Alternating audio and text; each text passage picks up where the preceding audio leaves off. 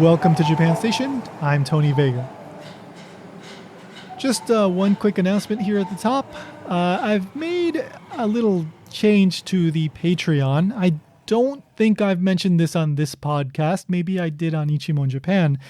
But the main thing that I changed is that now I'm doing early release episodes. So if you sign up for as little as $1 a month, you're going to be getting early access to all the podcasts that I publish.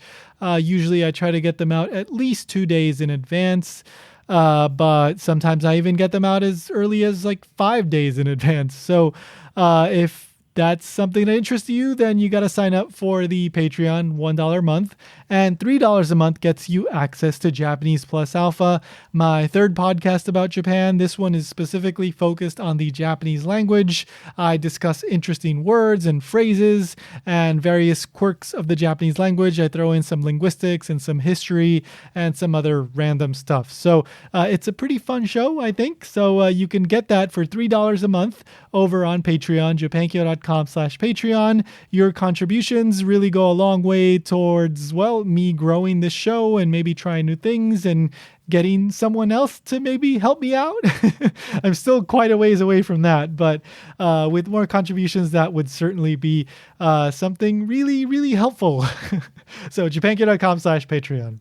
All right. So let's get to my guest. My guest today is Dr. Amanda C. Seaman. She is a professor of Japanese language and literature at the University of Massachusetts, Amherst. And she is the author of Writing Pregnancy in Low-Fertility Japan, a very interesting book all about ideas and beliefs surrounding pregnancy in Japan. She goes into the history and some of the reasons why people have certain ideas about pregnancy in Japan. She also does address the whole low fertility thing, right? The shrinking birth rate in Japan, how that relates to these ideas, government policies, and we address all these things in the conversation today. It's a really, really interesting topic that I think most people don't think about much. And it's something we all have in common, right? Like without pregnancy, we wouldn't be here. So definitely worth thinking about. But just interesting little side note here. I discovered Dr. Seaman's work through a book that I previously mentioned on the podcast. It's called Devouring Japan. And Devouring Japan is this book that collects academic articles about Japanese cuisine, washoku. It looks at Japanese food from all sorts of different angles. Really, really good stuff. I mentioned this book previously on episode 36. That's the episode where we talk about soba noodles with Dr. Lori Brow. And Dr. Seaman wrote an article for Devouring Japan that focuses on ideas about food and dieting during pregnancy. So there's these certain ideas that say you should not eat too much, you shouldn't gain too much weight, and thus you should have a very calorie restrictive diet if you're pregnant because it's not good to gain weight. And so, that article just really, really caught my attention and got me curious to learn about, her other research. So we do talk about that briefly in today's conversation. And then at the end of the conversation, we also talk about Dr. Seaman's time as a localizer for Nintendo games, like as in NES games, like the original Nintendo. So make sure to stick around until the very end of the conversation for that. All right, so I think we're ready to just get into it.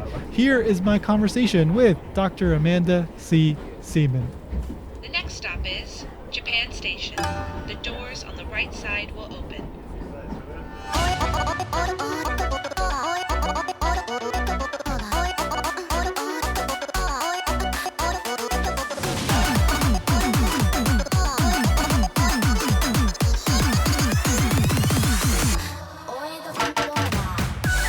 But I thought I'd just start with a basic question. Like, how did you get interested in the topic of pregnancy culture and in literature and all this stuff that you cover in both the article and the book? Okay, sure. So my dissertation, in which became my first book in graduate school, was on Japanese women's detective fiction. Interesting. And wow. yeah, and there was this boom of Japanese women's detective fiction, probably created by the publishing companies, sort of capitalizing on the boom of American detective fiction. Ah. Written by women like the Sarah Paretsky's and the Sue Graftons. Mhm. And there were a number of writers who were writing about detective fiction. Um, and when I was doing my research in Japan for my dissertation, one of the people said, "Oh, I have this friend who wrote this really interesting story about a town of pregnant women where a murder takes place. Interesting. You should really meet her." So I Uh-huh. went out and I bought the book and I read it, and I thought the story was so just incredible. The setting and the setup was just amazing because there was this Mhm. town where it was just solely for pregnant women. Uh-huh. And I wrote a chapter of my dissertation, later book about it. And I met the author, and I heard about her stories. And I did a translation of one of the stories. Mhm. Um, and when I thought about it, and wrote about it for my book, I really treated it as detective fiction. So Mhm. it was one of those sort of utopian stories or utopia slash dystopia, where there is this world and an outsider comes into the world and they show the outsider around, which Mhm. basically becomes the pretext for um, introducing the new world. And so in treating it as detective fiction, I really looked at how she parodies the genre of detective fiction, because usually the detective is able to read the cityscape, and he or she, because of their vast local knowledge, can Mhm. see what is missing or out of place, um, and use those observations to find clues and to solve the mystery. So when I was looking at the story, I sort of focused on how the detective is totally unable to read the town of pregnant women because she herself didn't have any knowledge of pregnancy. Mm. And so from there, when I finished that project, I couldn't let the story go. And I became really interested in this idea and the story was written in 1994. Uh, Mhm. and I couldn't let go of this story because one of the questions that I had asked the author, Matsuo Yumi, was that did she make up some of the outlandish things that she had said that the people of her, women, city of pregnant women do, or were they real? And some of Mhm. the things were like the hara obi, or belly band, Mhm. that the pregnant women wore. This belief that, you know, that you have to keep the stomach warm, was Mhm. one of them. The belief that, if you jostle the stomach up until your fourth or fifth month, then it's very easy to have a miscarriage. And Mhm. she said, no, that's all true. I did make up Mhm. some of the more outlandish pieces of it, like pregnant women were afraid to have sex because it would, could make the baby come out black and blue. That's something that the author made up. Mm. And so Mhm. when I started thinking about that, I was really struck by um, how the differences between Japanese sort of folklore or practices surrounding pregnancy are very different from the American ones. Mhm. Mhm. And that was sort of the impetus to start looking further. And I was really helped out by the fact that there was a manga writer who became very popular about the same time that Matsuo wrote her collection of short stories, named Uchida Shungiku. And Mm. Uchida Shungiku wrote, um, she's this incredibly fascinated character Yes, that if I yes, that start to, chapter in the book was very interesting. right. So, Yeah. like once you start talking about her, it's really hard to stop because Yeah, yeah, yeah. she's just so incredible. But the sort of the short answer is that she created a column, a 4-panel column that is sort of one of the traditional methods of writing a manga, um, about being pregnant and giving birth to her son as an unmarried woman, and or a woman who's married to somebody who's not the father of her baby, Mm. and and just how people reacted. And fortunately, she was extremely prolific, and she just wrote quite a few.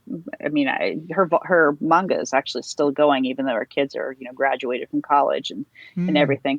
But so once I started getting interested in her, I was fortunate to have a year-long grant to go to Japan, and that's when I started looking, finding literary representations of pregnancy to go along with it. So I guess that's a very long answer to your introductory question. Well, I mean, but with a topic as in depth as this, obviously there's it branches out, right? Like there's so many aspects to this. So of course, yeah, you're gonna discover one thing, discover another thing, and then it all comes together in this like bigger research project. But I so yeah, like you said, there is so many things that are in this general topic of ideas surrounding pregnancy that I think the average person has never heard of, Mm-hmm. especially if they're not from Japan. And it was just really, really interesting to me. But for example, like towards the I think is the earlier part of the book, you touch on a few things like, for example, it's considered a sin if a woman dies during childbirth, and there's Mm-hmm. certain I think it was like after 5 months you're not supposed to visit the shrine. Mm-hmm. Like there's certain ideas that are kind of have these like negative associations. I think with the mother. Like, do you know like where these ideas came from or how this came Oh, about? totally. Yeah, Yeah. it's Buddhism. Mm-hmm. Well, sort of a mixture of Buddhism. Maybe I should have said Shintoism, but it's this Mm-hmm. notion. So, a pregnant woman, a menstruating woman, Mm-hmm. in Japanese culture is thought of as unclean, Mm-hmm. because that kind of discharge is kegare, or Mm. polluted. And so, in Japan's past, up in the rural areas, particularly. Menstruating women or women about to give birth were sort of separated from the rest of the town because of the fear of kegare. Mm-hmm. That's the first thing. Buddhism comes in with it because giving birth is such a very liminal. You're in a liminal state, Mm-hmm. and if you look at the tale of Genji, the famous chapter 9, where the Lady Rokujo, Mm-hmm. possesses the possesses Genji's wife who's giving birth. If Mm-hmm. you go back and you look at that scene, because it was the Murasaki Shikibu talked about how it's a very scary time, and they have priests and shaman, and making sure that evil spirits do not attach themselves to the Lady Aoi, Mm-hmm. while she's in this very dangerous state of giving birth. And Mm. so I think that both of those things go into this notion that giving birth is both very dangerous and also very dirty. Um, Mm. in fact, Edo birth processes, were actually quite scary. A woman would be in a separate room, and then she would give birth, and then they would basically put her in an upright position and tie her legs together for 7 days. I don't remember reading this part. I'm not sure if Oh, I put that in there, but if you go to the Tokyo Edo Museum, uh-huh. they have actually a diorama of a woman Wow. giving birth, Uh-huh. and so she's holding a rope, and then she's sort of in the sort of squatted position. It's Uh-huh. it's very interesting Uh-huh. and very Wow. interesting. Yeah. Um so of course, back then, far, far more than now, like a woman dying during childbirth was a far, far more common occurrence. And Correct. so is that when these ideas of like keeping the baby small and the baby small and the haraobi, like, the compression, I guess you would Hmm. say, is that why these things kind of came about? Oh, for sure. Yes. Yeah. Because yeah, the haraobi, which would then bind the stomach. Nowadays, it's really thought to keep the baby, to the stomach warm, and so that's also sort of a carryover of, you know, um, ideas of body temperature regulation. But in the Tokugawa period, it was absolutely to try to compress the baby because it made it so much easier to give birth. Um, Mm, and, and to be fair, a lot of the births were done, by midwives. right, So right. Yeah. Um, so it's, I mean, you mentioned like in the 1960s, like marriage begins to transition into this other. I mean, you can explain it far better than I can, but mhm. there's a big transition in the 1960s, kind of inspired by a couple main incidents. So, what was the idea of marriage before then? How did people look at marriage until then, and then Mhm. what happened that led to a different perspective? Okay. Well, let's see. So when you talk about marriage, you really Mm-hmm. have to sort of decide what class you're talking about. Mm-hmm. So certainly in the Tokugawa period, which we goes from 1603 to 1868, there is of course still the nobility who are off in Kyoto, but there's still then the the samurai, Mm-hmm. and for them, marriage really becomes one house marrying into another, Mm-hmm. and the goal of that marriage really is procreation. So Mm-hmm. good stock, and and if the wife didn't produce a son in a timely fashion, you could just pack her off and send her back to her parents. Mm-hmm. um, Particularly on the lower level samurai families, and also this sort of became true for the wealthier merchants. Mm-hmm. Clearly, among the peasants, marriage was, a different kettle of fish. Um, and the ideas of chastity not particularly, adhered to. Um, and so that's why you start having these class differences. And then once the Meiji period happens, and you start to have this creation of different classes and more industrial families and smaller families, then the idea of chastity before marriage takes on greater importance, especially when you have the burgeoning middle class. um, Mm-hmm. and then the missionaries were Right. in the Meiji period too, and those ideas start to become, more part and parcel of how the Japanese viewed, premarital sex. And Mm-hmm. so, uh, but you still had a class difference between the people who lived in the city and the people who lived in the countryside. And one of the ways that you can change that idea was really through, you know, modeling certain behaviors. And so I think, and this is Sonia Ryang's argument that she makes in her book, where she says that after World War II, this idea of the middle class and then the lower classes and everybody else was to have, as you point out, chastity before marriage, Mm-hmm. marriage, and then, you know, a nuclear family. And so she says that one of the ways that it's able to, that the Japanese were able to achieve that were through the modeling of the crown prince, um, who I guess now is the Emperor Emeritus Right. Akihito, Mm-hmm. and Empress Emerita Michiko, when they became engaged, that this was sort of held up as, look, this is a very modern relationship. He met her on the tennis courts. He chose her. She was, this immaculate, impeccable young lady, and this is how it's supposed to go for you guys. And so Mm-hmm. that's kind of, so this happens. I think they got married in 1959. Um, Mm-hmm. so and then of course that the wedding was broadcast on television, and Yeah. as a consequence, then people were able to see how, what marriage is supposed to be like.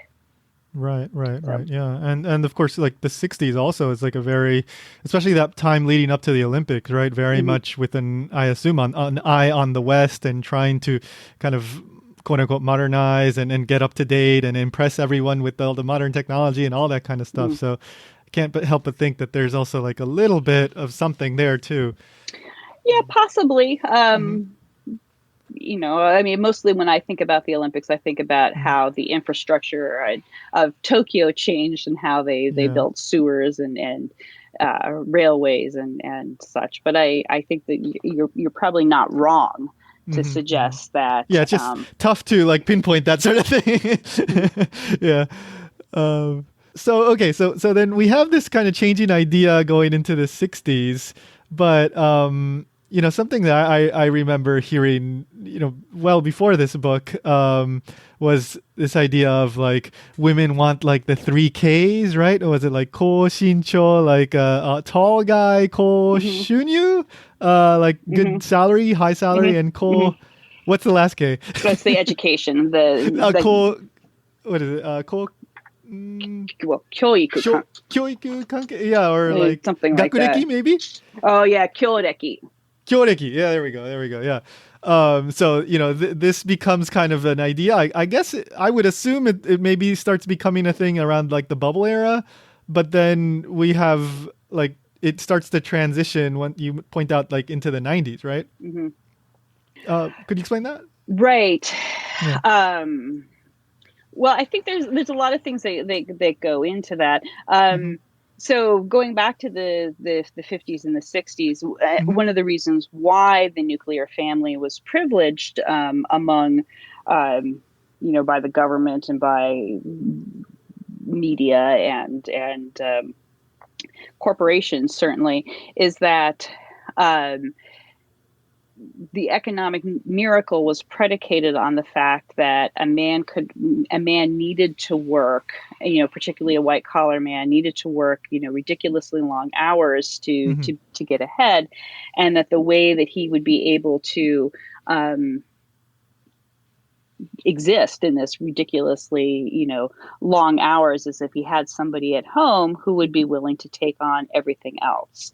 Mm-hmm. And so that would be the wife. So the wife Mm-hmm. wouldn't work. She would maintain the home, make most of the decisions about, well, or maybe all the decisions about what to buy, where to go, how to spend money, and then raise the children. Um, Particularly, hopefully a boy and a girl, so that you have, the boy can go off and be successful and get into Tokyo University and repeat the cycle, and the Mm-hmm. daughter to marry and ultimately take care of you when you get old. Mm-hmm. That was the sort of model that people aspired to, and to have Mm-hmm. the young crown prince and princess sort of do that, model that for them. Mm-hmm.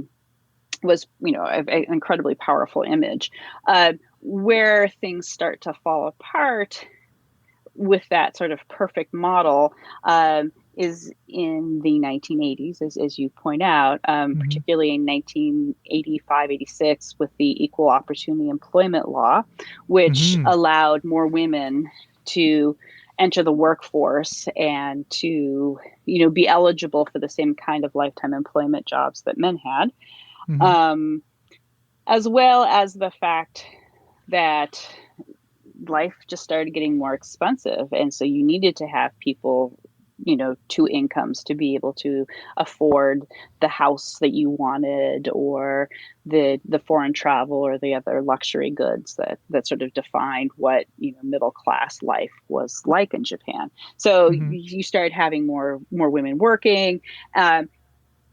And then from there, with the collapse of the bubble economy, which sort of showed that the white collar lifetime employment system, is not sustainable, it shakes it up, and women actually became, quite frankly, a lot more employable, because they'd be willing to take, do contract work.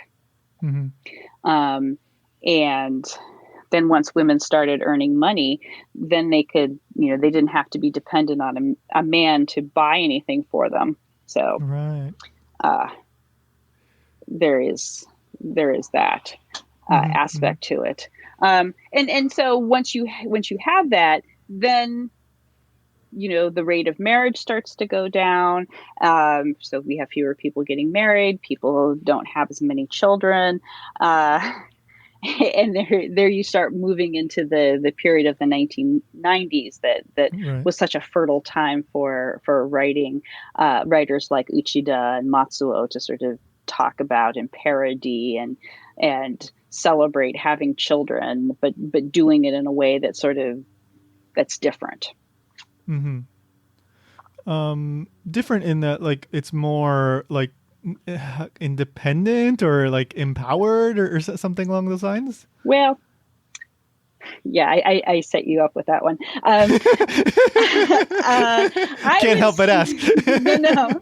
I would say that it's different in the sense that fewer women are having children. Uh-huh. However, it doesn't, unless you're Uchida Shingiku, who Uh-huh. can be transgressive, it Yeah. doesn't give you any particularly more freedom to do Mm. anything differently. Mm-hmm. But what I have noticed and what I wrote about, so the main argument of my book is that literature about pregnancy keeps the same themes, that it's sacrifice, that it can be scary, it's your duty. Mm-hmm. Those notions of what I sort of talk about as being the canonical pregnancy. Mm-hmm. But the manga writers, because of the genre that they're using, um, are allowed to step outside some of the cultural norms, somewhat, and break them. Mm-hmm. And so, for example, some of the norms is when you give birth, you're supposed to be very silent. Mm-hmm. You're not supposed to scream and yell and carry on. Um, Mm-hmm. and some of the women giving birth in the manga that I write about do Mm. vocalize. What are some of the other things that they do? For example, there's very strict rules about how much weight you're supposed to gain while you're Mm-hmm. pregnant. You're supposed to gain, a woman's not supposed to gain more than 10 kilos, which is 22.2 pounds. Mm-hmm. And that's very difficult. You basically are dieting Yeah. the whole time that you are giving birth. And I think part of that goes back to this notion of small babies are born easily, Mm-hmm. which sort of persisted from the Tokugawa period. Right. But I also think part of it is because, uh, Japanese doctors don't like to do cesareans. Mm-hmm. Um, Mm-hmm. so, they would prefer not to. So if you can do a natural birth, that is better. Right. And so some of those stories sort of allow the writers sort of portray themselves as violating those norms, Mm. eating more than they should, or screaming or vocalizing during their deliveries. Mm-hmm. Mm-hmm. That is different. So in terms of were women doing it themselves, not particularly wildly different, although one of the differences between or one of the changes that happened in the 1990s is the increased use of midwives. Mm-hmm. Midwifery in Japan used to be the way that everybody gave birth before World Mm-hmm. War II. And then Mm-hmm. after World War II, like in the United States, birth becomes much more medicalized. It was done in the hospital. But by the 1990s, Japanese women were starting to use midwives again. And I think that one of the changes is Mm-hmm. that because Japanese women started to have an understanding that the Japanese medical system was pretty patriarchal. Mm-hmm. They and bossy, and laid down these rules that you have to have certain procedures. They there became an increased interest in using midwives. Um, and so the number of births attended by midwives in Japan started to go up in the 90s and then into the 2000s and 2010s. I mean, it's still a fairly small percentage Mm-hmm. of the births overall, but Mm-hmm. Japanese, but there has been increase. And part of the reason there was this increase is that this Japanese, like she was a TV star or no, she was a manga writer, but she wrote a book about her experience giving birth with a midwife, and of course Mm-hmm. that got turned into a movie, and I think that's kind of what sort of propelled. I wouldn't say it's a boom necessarily, but an Mm-hmm. increase in the use of midwives in Japan. So I think going back to your sort of observation of so what changed in the 1990s, I would say Mm-hmm. that would be the big piece that starts to change in the 1990s. The other interesting piece that starts to change in the 1990s, and I think that this is true for all industrialized countries, is that the age of the maternal age starts to get older and older. Mm-hmm. So where before the age of the first parturition would be in the mid 20s, it starts to hit 30 and starts to go higher than that, um, Mm-hmm. which I think is probably similar with a lot of industrialized countries. Yeah, yeah, yeah.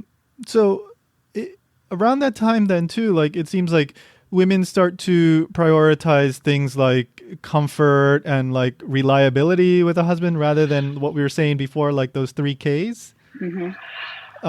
So so basically they start looking at like somebody that will help them rather than just bring home the bacon, so to speak, right? Oh, for sure. I think, Yeah. and I think there also became this sort of desire to have a husband who would be more of a friend Mm-hmm. than one who would just simply provide. Mm-hmm. And I think that changed, and also a husband who would be more willing to father. Mm-hmm. Um, Mm-hmm. there was a big plan in the 1990s that so let me just go back a little bit more. Sure. There's a so the Japanese birth rate, which was fairly high after the end of World War II, Mm-hmm. um, goes down after with the introduction and the legalization of birth control, and it continues to drop down. It sort of has a really deep spike in 1966, and Mm-hmm. then it comes back up, and then it continues to decrease. Um, and at one point, I think it was 1989, um, but it was the 1.57 shock when Mm-hmm. the Japanese media sort of cottoned on to the fact that the birth rate was 1.57 children per woman. Mm-hmm. And this is below replacement rate. And so they Mm-hmm. freaked out. And this is when the Japanese government started to realize, oh dear, this is a problem. We Mm-hmm. can't have a society where we're not replacing ourselves. Mm-hmm. This is going to have terrible impact on our workers. It's going to have a terrible impact on our pension system. Um, and since we don't really believe in immigration and we can't really replace our population that way, we have to come up with a way to increase having children. And so I think the, over the course of the 90s and the 2000s, the Japanese government starts to, they have somebody, they have a cabinet position on the position of women. They start to do more research.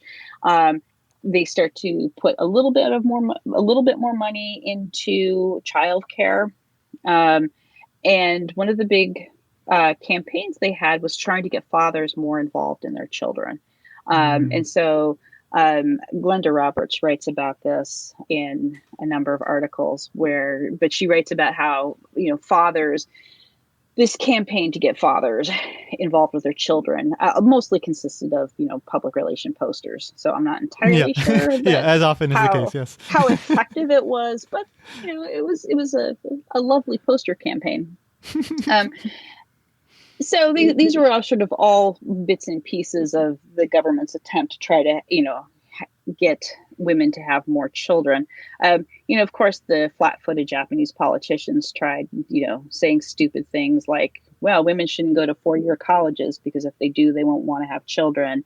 Mm-hmm. Or, that was in 2015, the governor of Tokyo said women are, no, it was the Minister of Health and Welfare said women Mm-hmm. are birthing machines. They Oh, yeah, should yeah. be right. That Yeah. one, Famous one. Yeah, yeah, yeah. very famous one. But of course, obviously, browbeating people doesn't make them do what they're supposed to do. I Yeah. think, quite frankly, France has got the best policy, Mm-hmm. which is to make daycare to be the easiest, to be cheap and available. And Yeah. the Japanese really kind of struggle with that, like all other industrialized nations. They don't quite put enough into it, and it's hard to have good daycare, that doesn't cost a lot of money. Mm-hmm. And but when they do have it, it is quite excellent. Japanese daycare is really delightful Yeah. and caring. But then, of course, once the children start school, then your daycare hours suddenly shrink from 7 a.m. to 6 p.m. to 9 to 2:30, Mm-hmm. and that becomes sort of difficult. But I mean, back to your question about the why women aren't so much interested in the 3Ks or the Mm-hmm. tall Ks.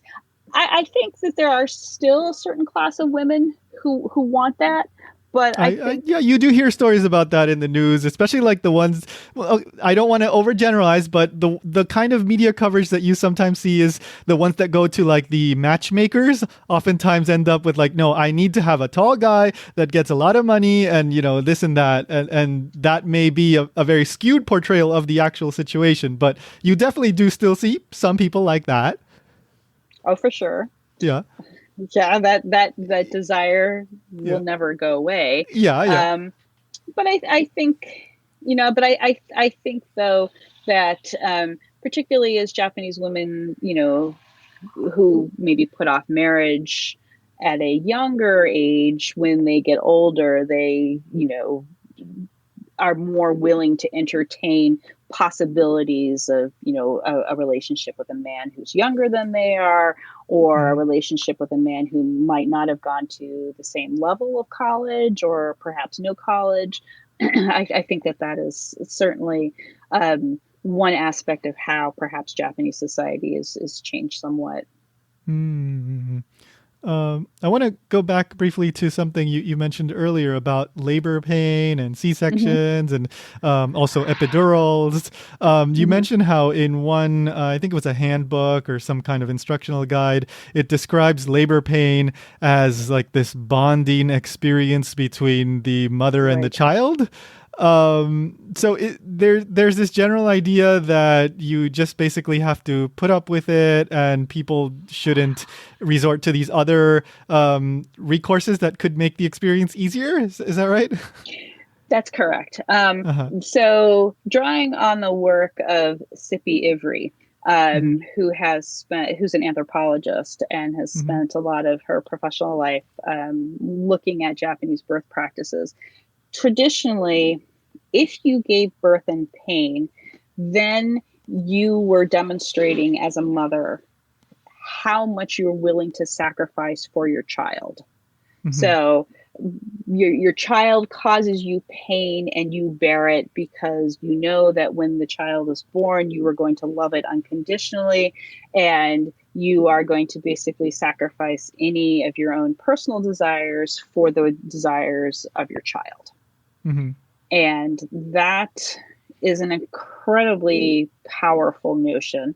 Um, it's not particularly a traditional notion of Japanese child raising, because clearly, the peasants weren't thinking about that, Yeah. and motherhood itself is a relatively new construct.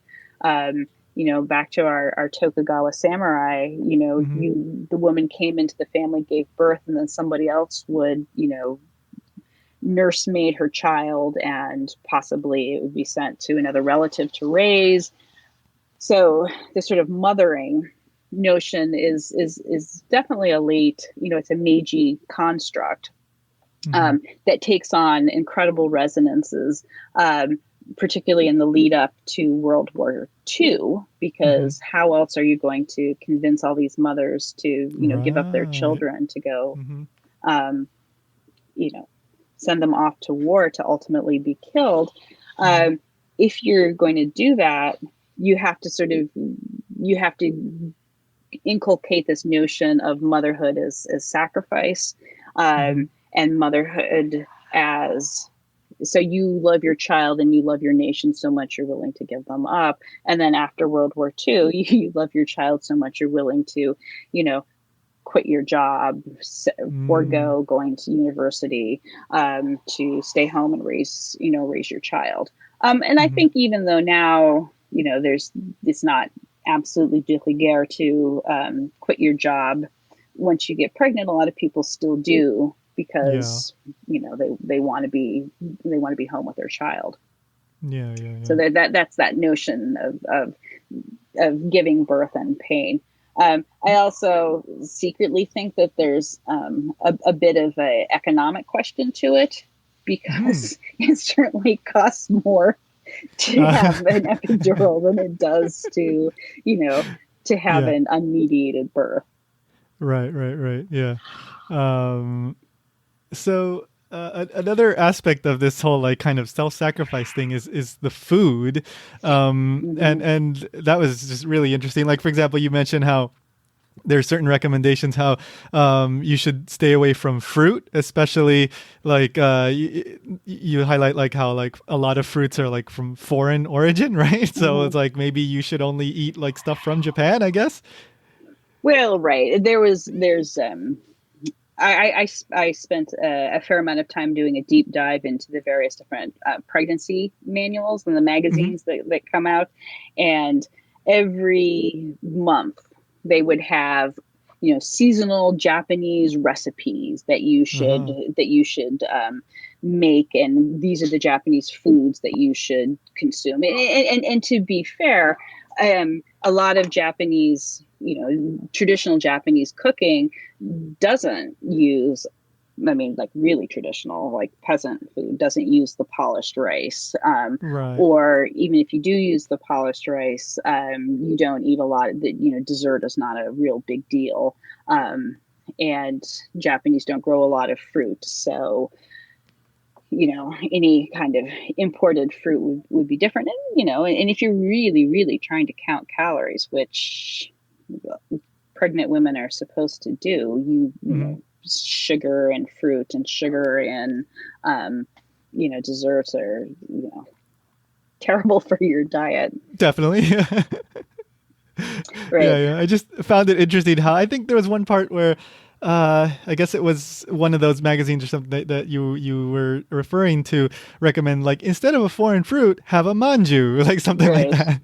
Well, yeah, manju, no, but it wasn't manju. It was this It was particular tofu, oh dessert. Manju. Oh uh, man, there's like the whole azuki bean. If you've seen the movie On or Sweet Bean, you know how much sugar goes into those. Um, right. So you wouldn't eat that, but yes, but uh, like certainly, those magazines really were trying to get this, nationalistic, eat Japanese, and actually, um, certainly once you give birth, mhm, they really, the hospitals and the lactation consultants warn you away from, like French food, because it has all that butter in it, and uh-huh. that's bad for the baby, and that it really, for the first several months of the baby's life, you should only be eating Japanese food, because that is so much better for your breast milk and that is better for the baby. So yeah, there certainly is more than a whiff of nationalism that sort of goes in there. Mm-hmm.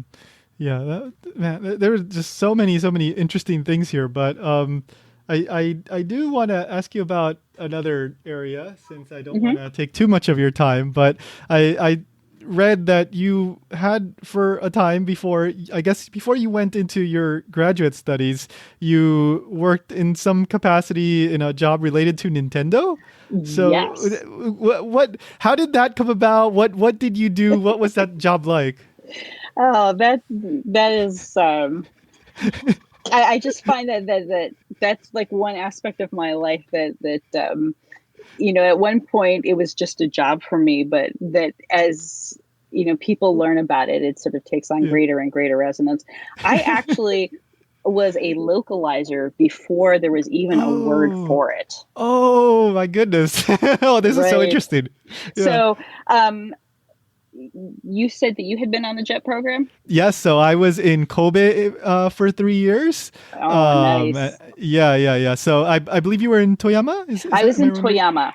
Yeah. I was in Toyama Prefecture. Mm-hmm. I taught at a Kogyo Koko, which is Like not commercial. It's a vocational engineering kind of. vocational school. I mean, mostly what my students were going to go do were work in the Fuji glass windshield factory that Okay. was in Toyama. Mm-hmm. But so I did that, and then when I came back, I moved to New York City, Mm-hmm. and I knew that. I had really no clue. I had only been on the JET program for a year. My Japanese Right. wasn't good enough to be a translator, but I knew that I really wanted to continue working for Japan. And at that time, that was still the bubble economy. And the Japanese had their companies in New York, and I basically registered with a temp agency and said, I want to work for a Japanese company. And the woman said, okay. And so she started sending out my resume, and Fuji Sankei Communications Mm-hmm. was the company that interviewed me. And they were, at that time, a third-party licensee of Nintendo. So Nintendo that was the NES. So Nintendo made the hardware, and then they licensed out their names to various different third-party companies to make the software. And then once you developed it, you had to send everything back to Nintendo for them to manufacture. Right. And so everything, because their name was on it, everything that you did had to be approved by Nintendo. Right. So your copy for your box, the colors, the press releases, the game, the instruction manual, all of that had to be vetted by Nintendo. My company, which was known as FCI, we had the license for the Dungeons and Dragons games. And we also worked with Origin Systems, and we did Ultima. Wow. Okay. Lord British in his role-playing games. And so we would get so often what would happen would be the game would be programmed in Japan, and it would come out in Japan, and then we would get the Japanese version translated, or I would do some of the translation. We'd translate it, and then I would put the translatees into regular language, but then I would also have to work with Nintendo with the scripts. And Nintendo has very strict rules. You can have no sexual references. You can have no religion references, and you can have you can't die. So a lot of my work would be, and this was sort of before email, would be sending fax. Well, I mean, yes, email existed, but the Japanese were sort of slower to adopt it. Well, fax is still sticking around in Japan. They love the fax machine. Japan, the only country in the world where you can still get carbon paper. It's true. Yeah. But so my job would be to like go through and try to come up with acceptable synonyms that still retained the funiki, the atmosphere of the game, Yeah. but followed Nintendo. So I used to send off things like, can I say that the Uh-huh. cleric meditates at the dais instead of praying at the altar? And they're like, Uh-huh. yes, you can say that. And I said, can I off somebody? No, you cannot say that.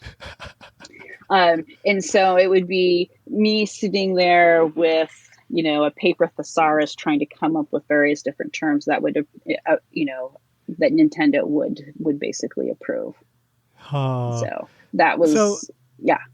in the original Japanese, would you say that it had more of that, let's religious flavor or whatever, that kind of side to it? But then for the English audience, you had to like clean it as much as possible of that veneer. Oh, for sure. Yeah, that's Okay. exactly what I did. Okay. Okay. Okay. Yeah, all, Yeah. all all the time, and sometimes there was some of them were really egregious. Like there was a Tom Sawyer game Uh huh. that our company didn't have access to, but somebody else did, and it was sort of like the big talk. And there was like an African American character who was in the Japanese version extremely racist, and Nintendo Wow. of America looked at that and said that's got to go. And I think that Wow. they tried very hard to come up with a way to portray the character that wasn't just so egregiously bad. So I mean, Mm-hmm. I give Nintendo major props really Mm-hmm. for trying to strain a lot of that very very sexy and very and sort of queasily racist stuff out of the things that existed in Mm. the Japanese version. But to be fair, since our games were designed in the United States and then Right. translated in Japan and then sort of retranslated back here, um, it was for us it was just mainly vocabulary.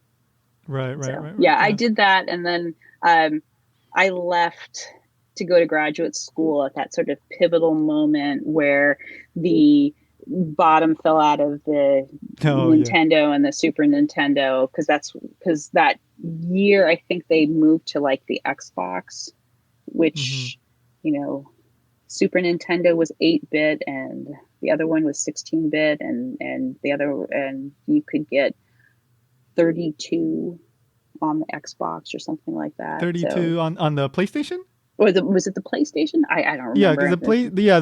the PlayStation came out when the Super Nintendo was still around, and then Okay. the next one for Nintendo was this Nintendo 64. Okay. So it's Thank probably you. around that when Nintendo originally they were going to do the PlayStation together with Sony, but then they had a falling out, Hmm. and then Sony put out the PlayStation, and then Nintendo went its own way. Right. By that point, I was in graduate school and Yeah. basically learning how to read classical Japanese, and was trying to figure out what the difference between the Ren Yokai and the Ren Taikai was, and didn't necessarily pay attention to Right. Right. Nintendo, and Yeah. you know and then the industry changed so much. Definitely. Yeah. Yeah. Yeah. Yeah. Just one last question. Would you say you enjoyed the job, or did you learn a lot, or anything? What did you get out of it? Oh, I have to say that for the first couple of years, I really enjoyed the job. Mm-hmm. Um, I love a new challenge personally. Mm-hmm. I really liked meeting. I liked going to the Consumer Electronics Show. I mean, that was just sort of mind-boggling, Mm-hmm. how technology was changing. Mm-hmm. I liked meeting the developers. I thought they were really interesting people, and so that was really quite fascinating to me. And I had a lot of really fascinating and wonderful experiences. I went to a convention down in Orlando, and the Ultima, the people on the Ultima development team were there, and Lord British, Mm-hmm. father was an astronaut Mm. and had, I think he had gone into space in the 1970s, and Lord British himself, Richard Garriott, got to go to space. He was one of the first space tourists.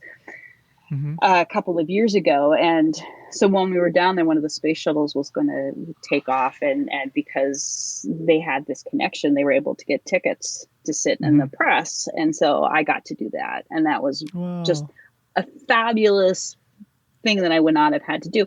But also on a personal intellectual level, I really got interested in the question of how Japanese ideas get translated for the American market. And,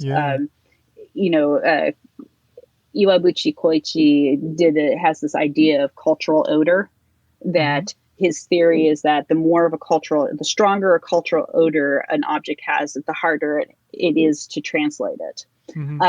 And for years, at the University of Massachusetts, I taught a popular culture class where we talked a lot about this kind of issue, because the students all grew up with video games and manga, and so they all knew about Sailor Moon and Doraemon and the video games, and so they knew and sort of sought out something with a stronger cultural odor. Yeah, that's a mark of authenticity. Yeah. Right. Yeah. And the class kind of interest kind of dissipated in that, because I think students' interests really became much more differentiated. I think, there's that. And then, when you start talking about manga, then it's like, do you do manga translation, and then there's scanlation and the ethics of scanlation. And it just got to the point where it became really hard to sort of just discover, just to study little discrete units of popular culture. I mean, the popular culture is just, absolutely fascinating and such. Yeah. And it just keeps branching out in subcultures and sub-branches and all this stuff. So. Oh, and certainly and mediated through technology too. I mean, that the technology and the fact that Japan, as you may remember, has that blazingly fast internet, and where you can, and just an incredible culture of message boards and groups and all of that stuff, and it really is very interesting. Very interesting topic. I mean, I think my work is a little bit different from that, but I still maintain a great interest in it. Definitely, yeah, and well, at least in terms of the Nintendo job, I mean, that's just such a fascinating little chapter in your own history, and I'm sure, like you said, people ask you about that. I couldn't help but wonder, like, oh, what was it like doing that sort of job at that point in history? So it was a lot of fun. It was, for me, it was very solitary. Well, I mean, we all worked at a Japanese office, so nobody's ever alone. But we each had our job, and it was me sort of focusing very on my one little bit of it.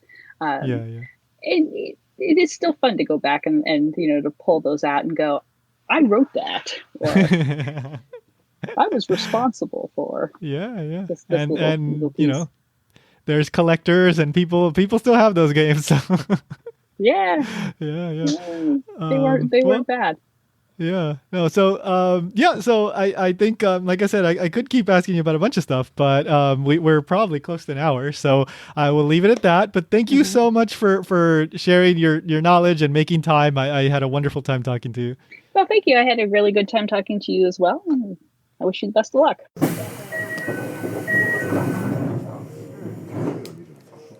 Links for both Writing Pregnancy in Low-Fertility Japan and Devouring Japan can be found in the show notes at japanstationpodcast.com or in your podcast app of choice. If your podcast app accepts HTML, then the links should be working there too. But if they don't, then just go to japanstationpodcast.com. I will be including Amazon affiliate links. So if you hit those links and then do your shopping, that will send me a few pennies from that purchase. It's really a tiny percentage, but it's something. And that does help me, pay for stuff like hosting and whatnot. Also, if you just want to go buy other stuff on Amazon, then you can use japankyo.com/Amazon, and that will work. Also, that will send me a tiny, tiny percentage of whatever you buy. So again, japankyo.com/Amazon, japankyo.com/Amazon, japankyo.com/Amazon. All right. Thank you so much, Dr. Seaman, for making time. I had a wonderful time talking to you. And if you, the listener, have any Japan-related projects coming up, if you want to get in touch for whatever reason, just send me an email to mail@japanstationpodcast.com. Let me know what you're working on. Of course, remember to subscribe, rate, review, spread the word, tell a friend. That would be absolutely wonderful. Also, you can follow on Facebook and Twitter at Japankyo News. And thank you to Unomi for providing the theme song for Japan Station.